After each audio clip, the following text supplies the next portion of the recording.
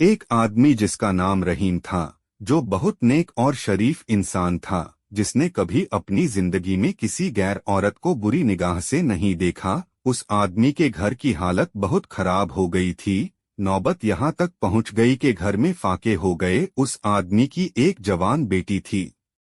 जब फाके हद से बढ़ गए तो वो लड़की अपने छोटे बहन भाई की हालत देखकर बहुत परेशान होने लगी। उसके दिमाग में तरह तरह के सवाल उठने लगे। उसने सोचा कि क्यों ना मैं घर से निकलकर किसी काम की तलाश करूं जिससे मैं अपने घर वालों का पेट भर सकूं। उस लड़की ने ये सोचकर घर से बाहर अपने कदम निकाल लिए और काम की तलाश में बाजार में निकल पड़ी। कभी किसी के घर में काम मांगने गई तो कभी किसी की दुकान में, मगर किसी ने उसे काम नहीं दिया। वो थक हार कर अपने घर वापस लौट आई।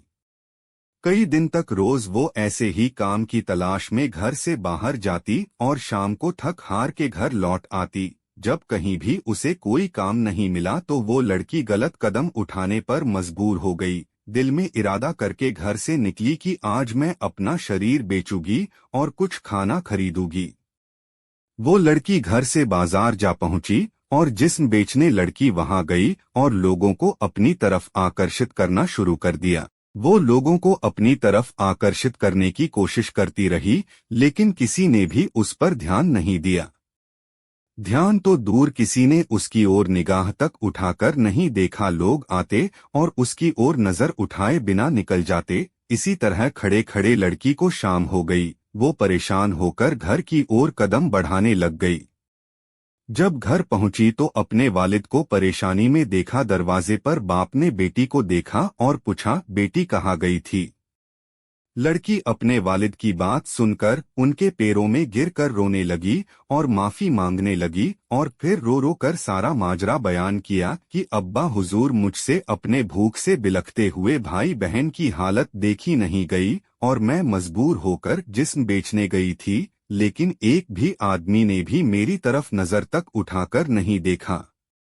पूरी बात सुनने के बाद बाप ने अपनी बेटी से कहा कि बेटा, तुम्हारे बाबा ने आज तक कभी किसी गैर औरत को आंख उठाकर नहीं देखा, तो यह कैसे हो सकता था कि कोई तुम्हें नजर उठाकर देखता। सबक, इसलिए अपनी गंदी निगाह किसी औरत पर मत डालो, क्योंकि नजर गर्म बीज होता है, जैसा बोओगे कल को वैसा ही पाओगे। आज आप अपने आप को खबरदार करेंगे तो कल तुम्हारी औलाद भी महफूज रहेगी।